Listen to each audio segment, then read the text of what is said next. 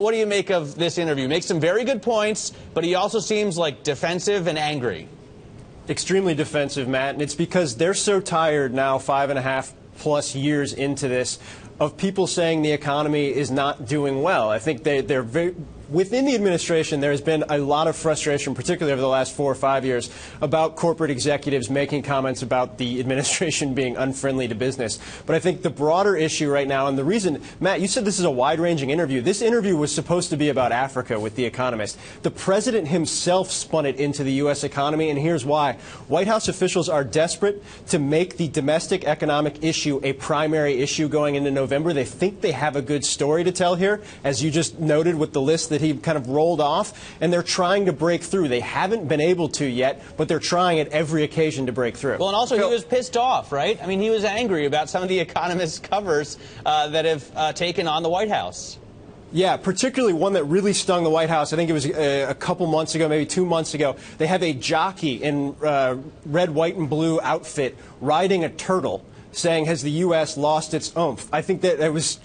The Economist covers in general have been pretty negative about the administration. The administration notices that. The president notices that. And I think there's an extreme frustration here that everybody seems to think that this administration is both anti-business and the economy is not doing well. And they feel like inside they get zero credit whatsoever. Phil, who's listening?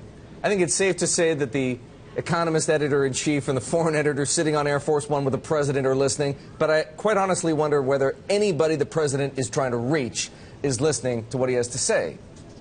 I think it's a frustration. I think it's why you see them continually put him out. What we've seen, Eric, over the last 6 weeks is the president has been out around America, not in D.C., not in New York City, but actually doing events where he's speaking to kind of the average American. I think they feel like he's effective in this way. They're, again, trying to break through on the domestic economic issue. He held almost an hour-long press conference, multiple times tried to swing it back to the economic issue.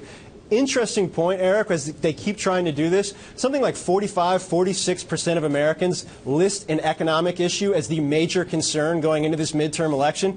Except for 2010, that is way, way above where it normally is. So the simple fact of the matter is he's not breaking through. And I don't know that they have a plan other than what they've already put out there that actually allows them to break through, guys.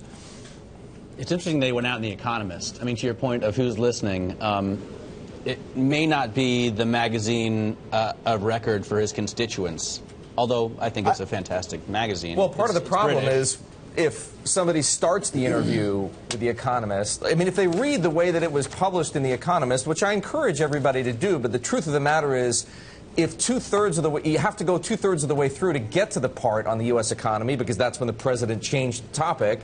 If you're not interested in Africa, you're not going to get to the end. They kind of buried the lead, is what you're saying. Yeah. I mean, it was a very honest presentation, right? They presented it as exactly the way the interview took place. I suppose they should be applauded for that. But Phil, how much play is it getting in Washington? Let's put it that way. Not much. It's difficult to break through. Look, I think it's difficult to break through. Well, one, it's August, and so half the town has already left. But I think it's difficult right now to break through on economic issues, period. You know, I think everybody's moved into foreign policy. Everybody's in election mode. Trying to talk about GDP, the good GDP number last week, or jobs over the last 6 months, it's kind of a flash in the pan thing that works for about an hour or two and then moves on. Guys, I think that's why you saw, even though it was two-thirds of the way down the interview, the president himself, even though The Economist isn't maybe necessarily reaching the people in Arkansas that he wants to reach for the election, every single time he speaks, he will spin it to domestic economic issues from here on out. I think that's interesting of itself. If it breaks through, it could have an impact. Will it break through? As of now, they have not been successful.